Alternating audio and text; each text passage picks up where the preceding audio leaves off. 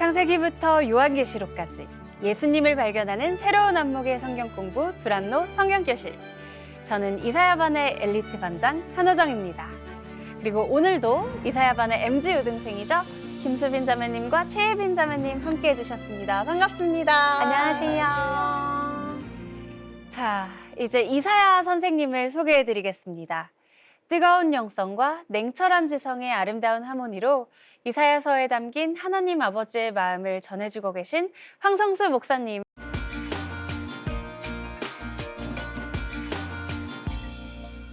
안녕하세요, 목사님. 네, 안녕하세요. 반갑습니다.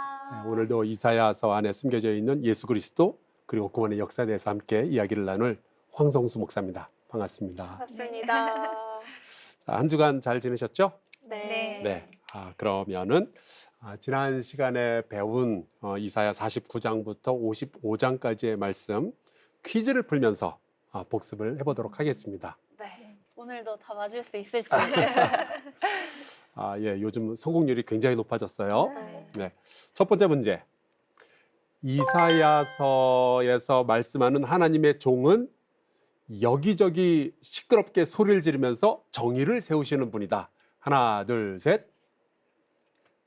그렇죠. 네. 예, 시끄럽게 돌아다니면서 막 소리 지르고 그런 종이 아니었고 소리도 내지 아니하고 조용한데도 정의와 공의를 세우시는 분이셨습니다. 그냥 존재만으로도 세상이 바뀌는 그런 분이죠. 자, 두 번째 문제.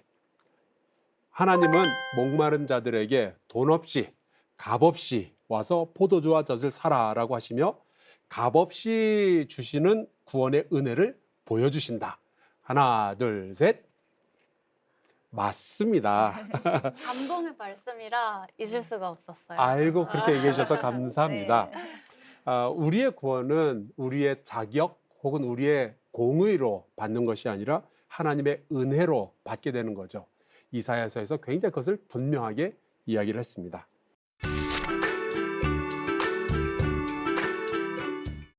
자, 오늘은 이사야 56장에서 59장까지를 같이 배워볼 텐데요. 숙제들 다 해오셨죠? 네. 네, 좋습니다. 그럼 오늘 수업을 시작을 해볼까요?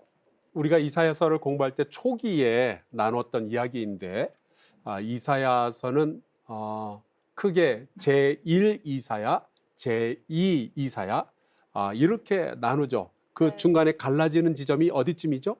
39장, 27장. 27장. 예, 그렇죠. 네. 39장까지, 그 다음에 40장부터 끝까지. 네, 네. 그래서 39, 27 이렇게 되죠. 그런데 학자에 따라서는 그 두 번째 나오는 제2 이사야를 또다시 둘로 나누기도 해요. 그 분기점이 바로 이사야 55장과 56장 여기서 이렇게 나눠지게 됩니다. 그래서 이사야 1장에서 39장까지는 제1 이사야, 네. 그리고 40장에서 55장까지는 제2 이사야, 그리고 56장부터 끝까지는 제3 이사야 이렇게 나누기도 해요. 그런데 왜 55와 56을 이렇게 나누어 놓았을까? 이유가 있죠. 우선 이제 이사야 초반부 39장까지는 심판에 대한 메시지가 굉장히 강합니다. 너희가 회개하지 않으면은 곧 망하게 될 거다. 심판이 임할 거다. 그런 거예요. 그 이야기는 아직 망하지는 않은 거죠. 그런데 40장부터는 갑자기 위로하라, 위로하라 이런 메시지가 등장을 해요. 이제 고난의 시기가 다 끝났다. 정신 차려 보니까 이미 나라는 망했었고 그 다음에 포로로 다 끌려가 있는 그런 상황이 되어 있는 거예요. 그리고 하나님은 이제 포로기 이후에 새로운 소망을 준비하면서 백성들에게 이야기를 하시는 거죠. 그래서 이제 위로의 메시지가 굉장히 강해요. 그런데 56장을 열면은 배경이 또 달라졌어요. 바벨론 포로기도 다 끝났고 포로로 사로잡혀 있던 사람들이 예루살렘에 돌아와 있는 그런 상황인 거예요. 만약에 이것을 우리가 한국의 역사에 빗대어서 이야기를 하자면은 이사야서는 조선 말기, 일제 강점기, 그리고 독립 이후의 시대 이런 식으로 나눠진다라고 볼 수도 있어요. 조선 말기에는 나라가 망할 거다 이런 얘기가 많겠죠. 그리고 일제 강점기 때는 백성을 위로하게 될 거고, 그 다음에 독립 이후에는 가난하고 어렵지만 이겨내자 이런 얘기를 하지 않겠어요? 네. 이사야서가 그렇게 흘러가고 있는 거예요.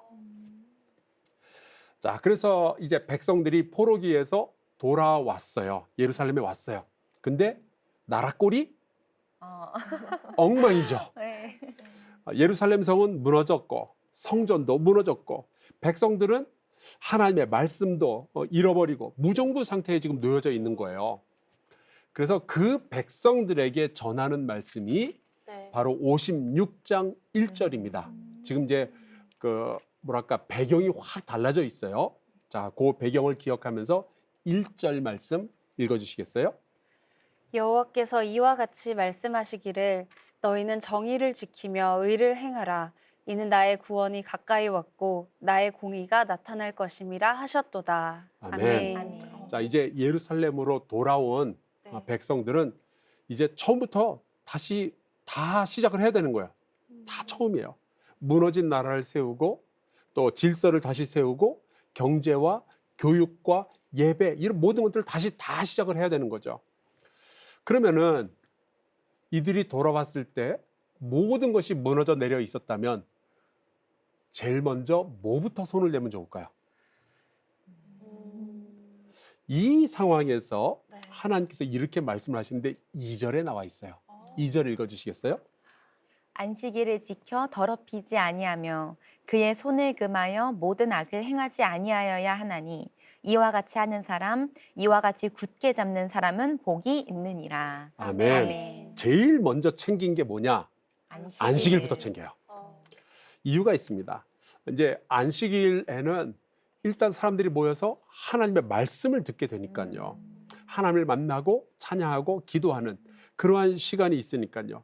그래서 예배가 너희 삶의 중심이 되어야 너희가 다시 살 수 있다라는 이야기를 하는 거죠. 아멘.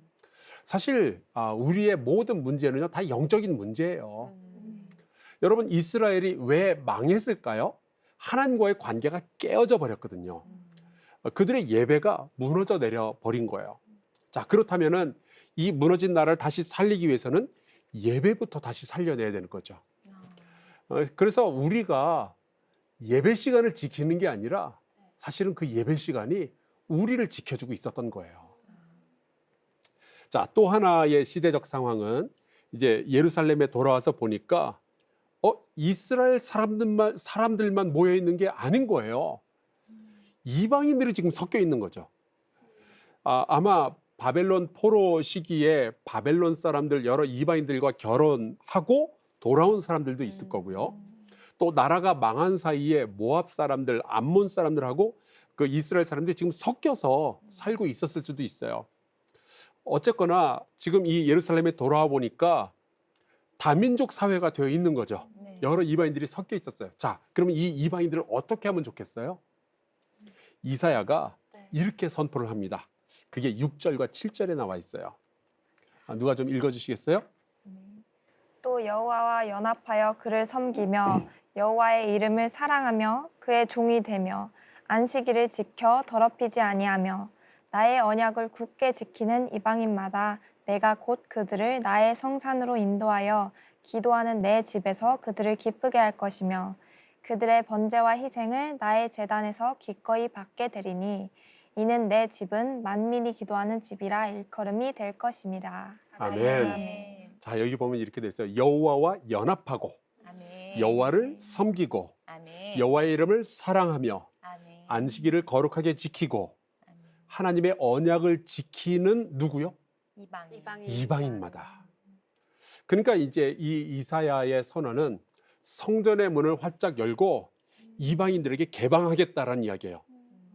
그들을 하나님의 백성으로서 포용하겠다라는 거죠. 우리 한국 사람들이 듣기는 너무 좋은 말씀이에요. 굉장히 선교적인 선택이었습니다. 그런데 이사야서의 말씀은 어찌 보면 굉장히 좀 충격적이기도 해요. 하나님의 백성은 무엇으로 결정되느냐? 핏줄이 아니다. DNA가 아니다라는 거죠. 하나님과 연합하고 하나님을 섬기고 하나님을 사랑하고 하나님의 법을 지키면 바로 그가 하나님의 백성이다. 아멘. 아주 놀라운 선포의 말씀이 여기 나와 있어요.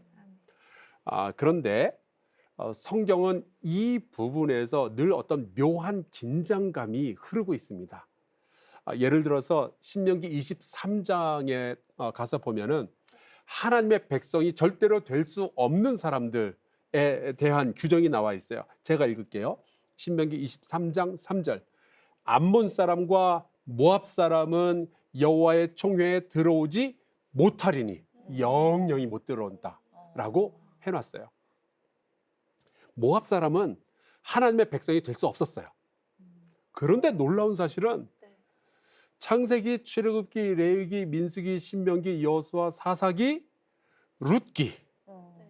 여기 이 룻기의 주인공이 모압 여자였어요. 네. 이 룻이 시어머니의 하나님을 나의 하나님으로 섬기겠습니다 아멘. 라고 하고 보아스라는 이스라엘 남자랑 결혼을 하고 결국 이 룻의 후손에게서 이스라엘 사람들이 그리도 존경하고 사랑하는 다윗 왕이 탄생을 하게 되거든요. 아멘. 그리고 그 다윗 왕의 후손들 가운데서 예수 그리스도께서 탄생하시게 되는 거고요. 그래서 이 긴장이 있는 거예요. 안 된다. 근데 되는 케이스가 있는 걸 어떻게 해요? 어찌 보면 이 이사야서 56장에 나오는 내 집은 만민이 기도하는 집이 된다라는 말씀은 이스라엘 백성들뿐만이 아니라 이방인들도 하나님의 백성으로서 살 수 있다라고 선언을 한 거죠. 이스라엘의 핏줄을 가지고서 하나님을 버리는 사람은 하나님의 백성이 될 수 없을지 모르겠지만 이방인일지라도 하나님을 섬기고 사랑하는 사람은 너희야말로 진짜 하나님의 백성이다 라는 이야기를 하는 거예요. 아멘. 자, 그런데 아까 제가 긴장이 있다라고 말씀을 드렸죠. 이제 포로기를 지나고 예루살렘으로 돌아왔던 사람들 가운데 우리가 잘 아는 느헤미야, 에스라 이런 사람들이 있었습니다. 근데 이 사람들은 다른 입장이었어요. 그들은 이방인들이 이스라엘 백성을 죄악으로 끌고 들어가는 원인이 된다라고 생각을 했어요. 따지고 보면 그 말도 맞습니다. 왜냐하면 그 솔로몬 왕이 말년에 우상 숭배를 막 하고 그렇게 되는데 왜냐? 이방인 여자들을 사랑을 많이 했어요. 또 바알이니 아세라니 하는 이 우상들은 다 이방인들이 이스라엘 백성들에게 가르쳐 준 거였거든요. 그렇게 보면은 이방인들이 이스라엘 백성을 타락시킨 주범이기도 하죠. 그래서 이제 느헤미야와 에스라는 이런 개혁을 했는데 에스라 10장에 나와 있어요. 요거는 제가 읽을게요. 제사장 에스라가 일어나 그들에게 이르되 너희가 범죄하여 이방 여자를 아내로 삼아 이스라엘의 죄를 더하게 하였으니 이제 너희 조상의 하나님 앞에서 죄를 자복하고 그의 뜻대로 행하여 그 지방 사람들과 이방 여인을 끊어버리라. 자, 이사야하고 에스라 둘 중에 누가 맞을까요? 고민스럽죠. 네. 중요한 것은 둘 다 성경 말씀이잖아요. 네. 둘 다 하나님의 말씀이에요. 근데 재밌는 것은 성경은 이렇게 서로 모순되어 보이는 같이 있으면 안 될 것 같은 말씀들이 자주 등장을 합니다. 있는 그대로 다 보여주는 거예요. 마태복음 15장에도 보면은 그 이스라엘 사람과 이방인 사이에 아주 묘한 긴장이 드러나 있어요. 그러니까 예수님께서 시로와 두로라는 이방인의 땅에 가십니다. 거기서 이제 가나안 여자를 하나 만났는데 이 여자는 그 딸이 귀신이 들린 거예요. 그래서 이제 귀신 들린 딸을 고치고 싶어서 예수님을 찾아오죠. 근데 예수님이 정말 차갑게 나 예수님이 그런 모습이 있는지 몰랐는데 어떻게 말씀하시냐면 대답하여 이르시되 자녀의 떡을 취하여 개들에게 던짐이 마땅하지 아니하니라. 아니 세상에 개라니. 예수님 실망이에요. 근데 지금 바로 이 입장이 에스라와 그 당시 유대인들의 입장인 거예요. 이방인하고는 담을 쌓아야 우리가 거룩함을 지킬 수 있겠다. 근데 그때 예수님의 이야기를 듣고 이 여자가 그러죠. 떡에 부스러기라도 좀 먹게 해달라고. 그때 예수님이 이 말씀을 하시는 거예요. 이에 예수께서 대답하여 이르시되 여자여 내 믿음이 크도다. 아멘. 내 소원대로 되리라 하시니 그때로부터 그의 딸이 나으니라. 아멘. 여러분 이거 일종의 퀴즈인데 마태, 마가, 누가, 요한 복음서에서 예수님에게 네 믿음이 크도다라고 칭찬받은 사람이 딱 3명 있거든요. 누굴까요? 로마인 백부장, 백부장. 사마리아인 나병 환자, 그리고 바로 이 이방인 여자예요. 이 3명의 공통점이 뭐죠? 이방인. 다 이방인들이었어요. 이방인. 반면에 유대인들은 주로 야단을 맞죠. 네. 이 믿음이 작은 자들아 그러면서 예수님께서 로마인 백부장을 칭찬하시면서 하셨던 말씀이 이런 게 있어요. 마태복음 8장에 나와 있는데 또 너에게 이르노니 동서로부터 많은 사람이 이르러 아브라함과 이삭과 야곱과 함께 천국에 앉으려니와 그 나라의 본 자손들은 유대인들이에요. 바깥 어두운 데 쫓겨나 거기서 울며 이를 갈게 되리라. 이방인들이 하나님의 백성이 되고 오히려 유대인들은 하나님의 백성의 지위를 뺏기는 일들도 있을 거다라고 말씀을 하시는 거죠. 그렇다고 해서 뭐 우리가 유대인들 막 배척하고 미워하고 그러면 안 돼요. 결국 복음은 유대인들에게서 우리에게 전해진 거니까. 그래서 우리가 성경을 읽을 때요, 굉장히 입체적으로 넓게 봐야 되는 거예요. 어느 한 구절만 보고 야 이거 봐라, 유대인들 나쁜 놈들 이러면 안 되고, 어느 이방인들에 대한 조언 이야기가 있으니까 이방인들이 다 좋은 거야 그래서도 안 되고요. 요한계시록만 보면 안 되고 창세기도 읽어야 되는 거죠. 그래서 복음서도 마태복음만 있는 게 아니라 마태, 마가, 누가, 요한 이렇게 입체적으로 우리에게 예수님의 말씀을 증거해주고 있는 거예요. 자, 다시 이사야서로 돌아올게요. 자, 생각 좀 지워버리고. 자, 이사야가 이방인들을 하나님의 백성으로서 환영한 데는 이유가 있었어요. 그것은 하나님의 백성으로서 자처하는 이 유대인들이 하는 짓이 전혀 하나님의 백성답지 않았기 때문이죠. 이렇게 나라가 어려운데 아직도 정신 못 차린 유대인들이 있었어요. 이사야는 그들에 대한 경고를 하는 거죠. 자, 이사야 56장 10절. 누가 좀 읽어주실래요? 이스라엘의 파수꾼들은 맹인이요 다 무지하며 벙어리 개들이라. 짖지 못하며 다 꿈꾸는 자들이요 누워 있는 자들이요 잠자기를 좋아하는 자들이니. 예, 오늘 개 이야기가 좀 나오네요. 자, 이렇게 나라가 어려운데 지식인들, 종교인들, 정치인들 이들이 정말 정신 바짝 차리고 공의를 행하기 위해서 정말 애를 써야 되지 않겠어요? 그런데 이들은 이 혼란 속에서 자기 이익만 지금 챙기고 있는 거예요. 정작 내가 유대인이라고 자랑하는 사람들은 전혀 하나님의 백성다운 모습을 보이지 않고 있는 거죠. 그래서 이사야는 심지어 야 니들은 개와 같다라는 표현까지 써가면서 굉장히 심하게 야단을 치고 있습니다. 제가 뭐 아프리카나 동남아의 선교지를 다니면서 가장 슬퍼하는 부분이 바로 이런 거예요. 어떤 나라에 가보면 정치인들 혹은 공무원들은 자기 배만 불리려고 하고 백성을 돌아보지 않습니다. 백성들은 신발도 없이 교육도 받지 못하고 가난하게 살아가는데 정치인들 그리고 공무원들은 영국제, 독일제 아주 고급 차들을 몰면서 살아가는 거예요. 그리고 그 백성들이 이렇게 무지하고 가난하기를 오히려 좋아하는 것 같아요. 왜냐하면 그래야 자기들이 정권을 유지할 수가 있으니까. 참 슬픈 이야기입니다.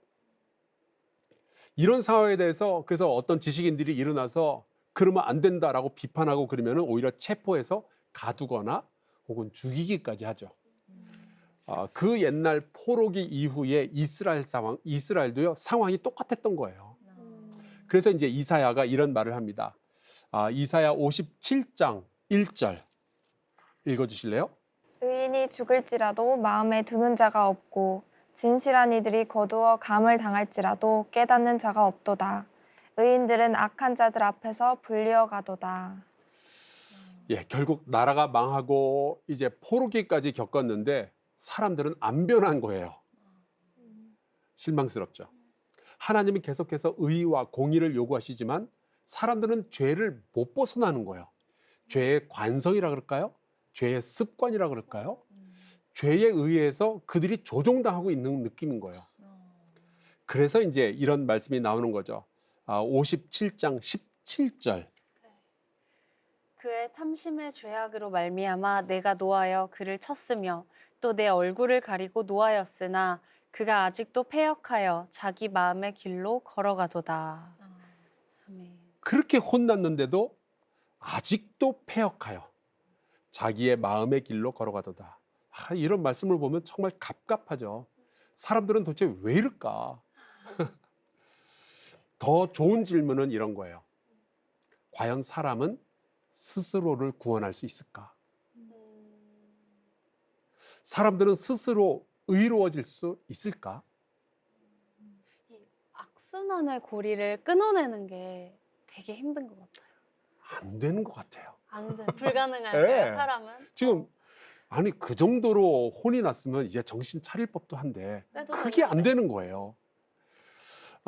인류의 역사가 그 이야기를 우리에게 반복적으로 해주죠. 안 되더라. 그래서 이런 이야기가 있습니다. 우리가 역사로부터 배울 수 있는 것은 한 가지다. 뭐냐? 반복하지 않는 것. 아니요. 역사로부터 아무것도 배우지 못한다는 거.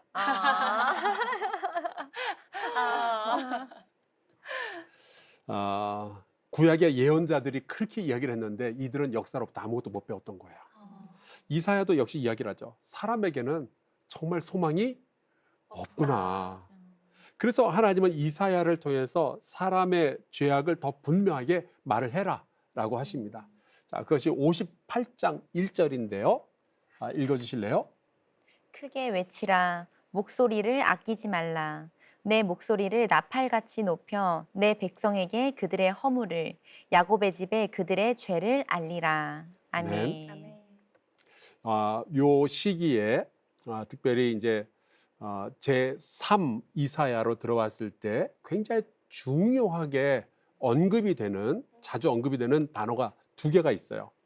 이미 56장 1절에 소개가 되어져 있는데 다시 한 번 더 볼게요. 이사야 56장 1절 누가 읽어주실래요? 여호와께서 이와 같이 말씀하시기를 너희는 정의를 지키며 의를 행하라. 이는 나의 구원이 가까이 왔고 나의 공의가 나타날 것임이라 하셨도다. 아멘. 네. 자, 여기에 보면은 정의, 의, 공의라는 단어가 나오죠. 자, 이에 해당하는 히브리어 단어가 미슈파트, 그다음에 제데카입니다. 이 두 단어가 어떻게 다른가 이것을 설명하기는 쉽지 않은데 가장 단순하게 표현을 하자면 미슈파트는 법으로 정해진 정의, 근데 제데카는 사랑을 기초로 하는 정의입니다. 선한 사마리아인의 비유를 보자면 이제 강도 만난 사람이 이제 길거리에 쓰러져서 피를 흘리며 죽어갑니다. 그런데 이제 제사장과 레위인이 그 모습을 보고 그냥 지나가죠. 네. 이 사람들은요 미슈파트의 입장에서 봤을 때는 별 잘못이 없어요. 오히려 피 흘리며 죽어가는 사람을 만지면은 부정해지니까 그래서 문제가 오히려 그때 생기는 거죠. 하지만 죽어가는 사람을 그냥 죽도록 내버려두고 그 자리를 떠나는 것은 제데카에서는 문제가 됩니다. 왜냐하면 사랑을 베풀지 않았기 때문에. 율법으로 정해진 일들이 있어요. 그거를 순종하는 것이 미슈파트의 정의입니다. 근데 율법으로 정해지진 않았다 할지라도 사랑을 가진 사람이라면 마땅히 해야 되는 일들이 있죠. 고아와 과부와 나그네들을 돌보는 일은 그냥 긍휼, 불쌍히 여기는 마음 정도가 아니라 하나님의 정의예요. 그게 제데카입니다. 그래서 영어 성경을 보면은 미슈파트를 주로 justice, 정의라고 번역을 했고요. 제데카는 righteousness, 공의라고 번역을 하는 거예요. 근데 하나님은 어느 하나만 말씀하시는 게 아니라 두 가지를 다 말씀을 하시죠. 그런데 이 포로기 이후에 이 혼란스러운 예루살렘에서 이 두 가지가 안 보이는 거예요. 정의도 공의도 율법도 사랑도 안 보이는 거예요. 물론 이제 사람들은 안 그런 척을 하죠. 그게 58장 2절에 나와 있습니다. 이게 이사야에서 얼마나 재밌는지 몰라요. 58장 2절 한번 읽어주실래요? 그들이 날마다 나를 찾아 나의 길을 알기를 즐거워함이 마치 공의를 행하여 그의 하나님의 규례를 저버리지 아니하는 나라 같아서 의로운 판단을 내게 구하며 하나님과 가까이 하기를 즐거워하는도다. 예, 요 말씀이 왠지 좋게 들리지만 사실 이거 이 사람들 비판하는 거, 니네가 이런 척을 하면서 살아가지 라는 뜻이에요. 네. 이 구절에 나오는 공의와 의로운 이 두 단어가 다 ጼ데카입니다. 마치 하나님 앞에서 신앙 좋은 척을 다 했던 거예요. 그래서 그들은 막 금식도 하고 그럽니다. 그런데 금식을 해도 세상은 안 변한단 말이죠. 그래서 이제 하나님께 따져 묻는 거예요. 저 신앙생활 지금 열심히 하고 있는데요. 교회도 다니고 있고 뭐 헌금도 하고 있고 기도도 하고 있는데 왜 제 삶에는 변화가 없는 거죠? 그때 하나님께서 하셨던 말씀이 있는데 그게 저 유명한 이사야 58장 6절과 7절이에요. 요거 한번 누가 읽어주실래요? 내가 기뻐하는 금식은 흉악의 결박을 풀어주며 멍에의 줄을 끌어주며 압제당하는 자를 자유하게 하며 모든 멍에를 꺾는 것이 아니겠느냐. 또 줄인 자에게 내 양식을 나누어 주며 유리하는 빈민을 집에 들이며 헐벗은 자를 보면 입히며 또 내 골육을 피하여 스스로 숨지 아니하는 것이 아니겠느냐. 아멘. 아멘. 자, 이게 율법적으로 다 규정돼서 니들 이렇게 안 하면 감옥 갈 거야 이런 내용은 아니었어요. 압제당하는 자를 자유하게 하지 않는다고 해서 우리가 막 벌금 내거나 그런 건 아니잖아요. 가난한 사람들에게 음식을 제공하지 않았다고 해서 우리가 막 재판 받고 그러는 거 아니잖아요. 하지만 하나님의 백성이라면 마땅히 이 일을 했어야죠. 이게 째데카죠, 그게. 네. 너무너무 잘 말씀하셨어요. 그게 째데카예요. 하나님이 요구하시는 거니까 이게 바로 공의입니다. 그런데 이 백성은 종교적인 의식은 하는데 요 하나님의 마음에는 관심이 없었던 거예요. 그런데 바로 여기에 또 하나님의 소망이 드러나게 되는데 이사야가 그들의 잘못에 대해서 선포를 합니다. 하나님이 선포하라고 하셨으니까. 근데 이 백성들 가운데 자신들의 이 형편없이 부족함을 깨닫고 돌아와서 회개하는 사람들이 있었어요. 그게 이사야 59장에 나와 있는데 13절, 14절입니다. 말씀을 전하면 효과가 있는 거예요, 결국.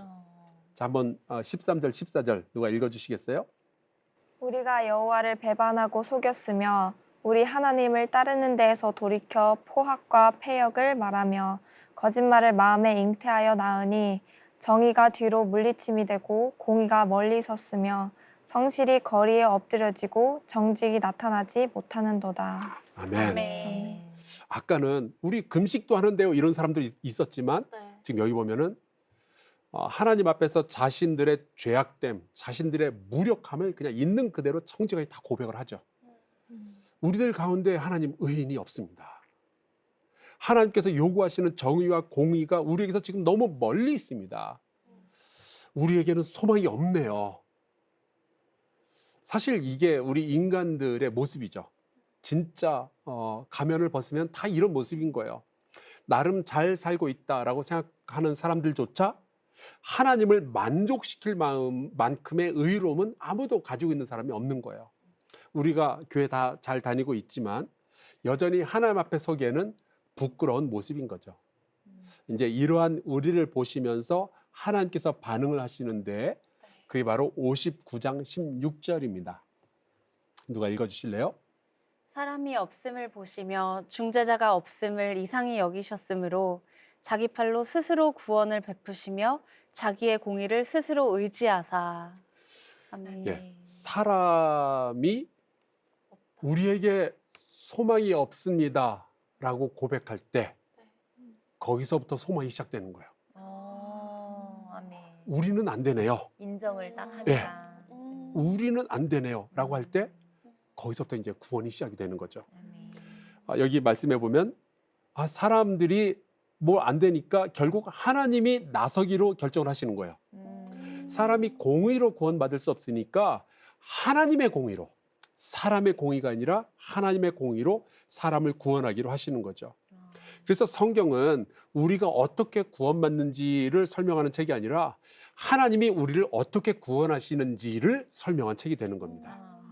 아멘. 자, 그러면은 정의와 공의가 없어서 절망적인 사람들을 구원하는 그 하나님의 공의는 어디에서 나타나게 되는 걸까요? 도대체 이 중재자가 누굴까요? 저는 이 말씀을 보면서 네. 예레미야 선지자의 예언을 생각하게 됩니다. 예레미야 23장 5절 6절에 보면은 이런 말씀이 있어요. 제가 읽을게요. 여호와의 말씀이니라.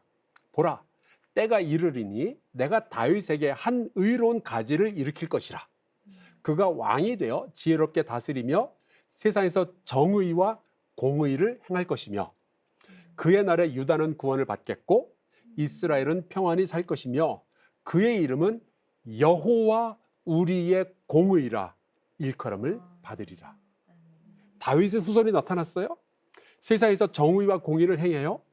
미슈파트, 세데카죠.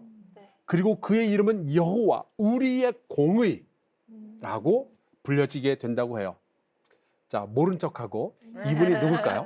누굴까요? 누굴까요? 도대체 누구길래 이분을 보면서 여호와의 공의가 나타났다라고 이야기를 할까요? 예수님 말고는 여기에 아멘. 해당하는 분이 없어요. 아멘. 그래서 사도 바울은 이렇게 설명을 합니다. 그리스도가 바로 하나님의 능력이고 그분이 바로 하나님의 지혜다. 아멘. 이렇게 이야기를 해요. 고린도전서 1장 29절 30절. 요거 정말 중요한데 한번 찾아서 읽어볼까요? 이는 아무 육체도 하나님 앞에서 자랑하지 못하게 하려 하심이라. 너희는 하나님으로부터 나서 그리스도 예수 안에 있고 예수는 하나님으로부터 나와서 우리에게 지혜와 의로움과 거룩함과 구원함이 되셨으니. 아멘. 아멘. 예수님이 우리의 의로움인 거예요. 그분은 하나님의 공의이자 우리의 공의가 되는 거죠.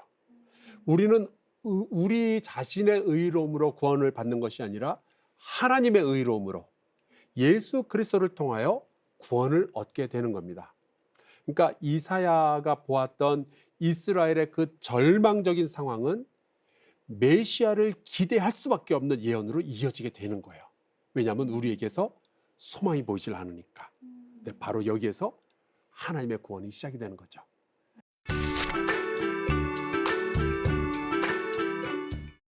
목사님, 질문이 있습니다. 네. 그 맨 처음 말씀에서 가장 먼저 예배를 회복하라고 하셨잖아요. 안식일을 회복하라고. 그래서 저도 예배를 참 잘 드리고 싶은 소망이 있는데요. 그래야죠. 네, 어떻게 하면 정말 최고의 예배를 최선 다해 드릴 수 있고 또 그런 예배로 회복될 수 있을까요? 사실은 저도 일주일에 뭐 몇 번씩 예배를 드리는 그런 사람인데 그런 회복에 대한 이야기를 한다면은 저는 우리 시대의 모든 크리스천에게 이 이야기를 좀 드리고 싶어요. 제 자신을 포함합니다.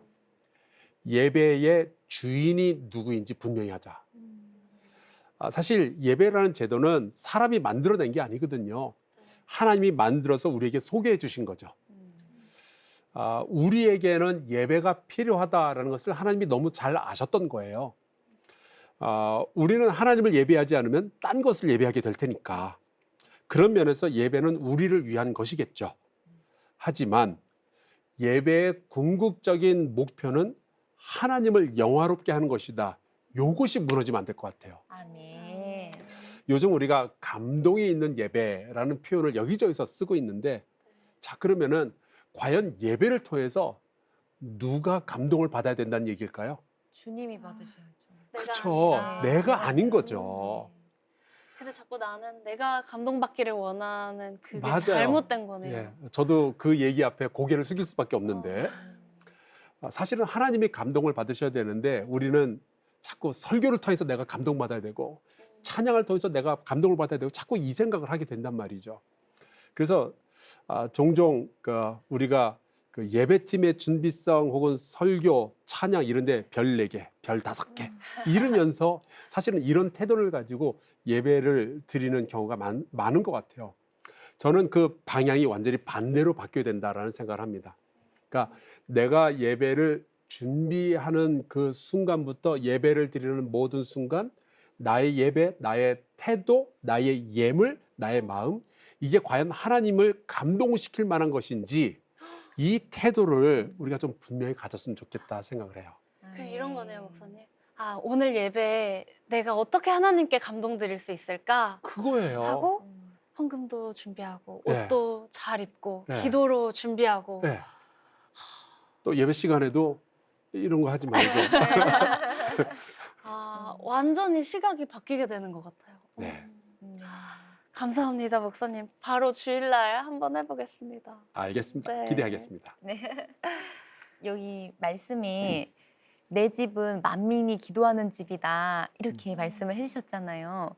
그런데 내 집은 만민이 예배하는 집이다 또는 찬양하는 집이다 아니면 봉사하는 집이다 이렇게도 말씀하실 수 있으실 텐데 왜 굳이 만민이 기도하는 집이라고 하셨을지 그 이유가 좀 궁금해요, 목사님.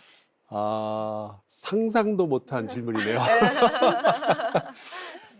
아마 정답은 없을 것 같고 저의 추측만 말씀을 드릴게요. 일단 지금 이 말씀은 이방인들이 모인 것을 전제로 한 말씀입니다. 만민이 기도하는 집이라고 할 때 그 만민은 영어로 하면 all nations예요. 이것을 이렇게 표현할 수 있을 것 같아요. 문화와 언어가 다른 사람들이 지금 모여 있어요. 근데 그들이 함께 모여서 예배를 드리려면 굉장히 치밀한 준비가 필요할 것 같아요. 왜냐면 언어가 다 다르니까 어떤 성경을 읽을 거며 어떤 찬양을 부를 거며 이거 정해야 되잖아요, 이거를. 그런데 기도는 다른 것 같습니다. 기도는 각자 자기의 언어로 자기의 습관을 따라서 하나님과 소통할 수 있는 거잖아요. 다른 사람들하고 미리 다 이렇게 연습을 안 해도 되는 게 기도인 것 같아요. 따라서 만민을 품기에는 예배와 찬양과 혹시 봉사 이런 것보다는 기도가 훨씬 더 큰 그릇이 아닐까 싶습니다. 그래서인지 솔로몬도 성전을 지었을 때, 예루살렘 성전을 지었을 때 이렇게 기도를 한 적이 있어요. 또 주의 백성 이스라엘에 속하지 아니한 자, 곧 주의 이름을 위하여 먼 지방에서 온 이방인이라도 그들이 주의 크신 이름과 주의 능한 손과 주의 펴신 팔의 소문을 듣고 와서 이 성전을 향하여 기도하거든. 그러니까 예배와 찬양이 그게 물론 할 수 있겠지만 특별히 기도는요 이방인들에게 있어서 너무나도 소중한 그들의 영혼을 다하여서 하나님을 만날 수 있는 어떤 채널이 되었던 거죠. 그래서 기도하는 집이라는 표현을 쓰지 않았을까 감히 추측을 해봅니다.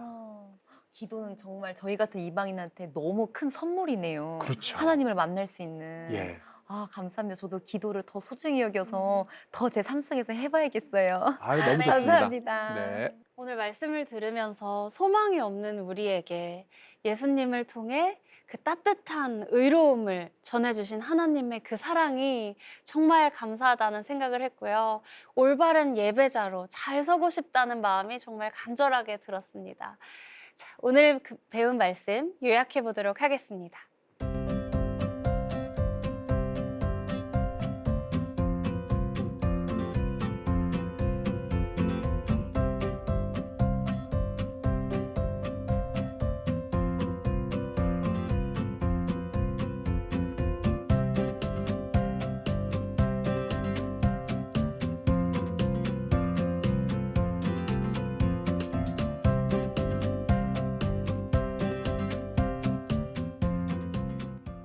예, 이제 다음 시간까지 해올 숙제는 이사야 60장부터 63장까지 읽어오기입니다. 드디어 60장으로 들어섰어요. 꼭 읽어오시면은 정말 공부하는 데 도움이 될 겁니다. 네, 목사님 저희 열심히 잘 읽어오도록 하겠습니다. 오늘도 귀한 사랑의 말씀 감사드립니다. 들어주셔서 고맙습니다. 감사합니다. 감사합니다. 창세기부터 요한계시록까지 예수님을 발견하는 새로운 안목의 성경 공부 두란노 성경교실. 다음 수업도 함께 기대하며 꼭 출석해 주세요. 그럼 모두 다음 시간에 만나요.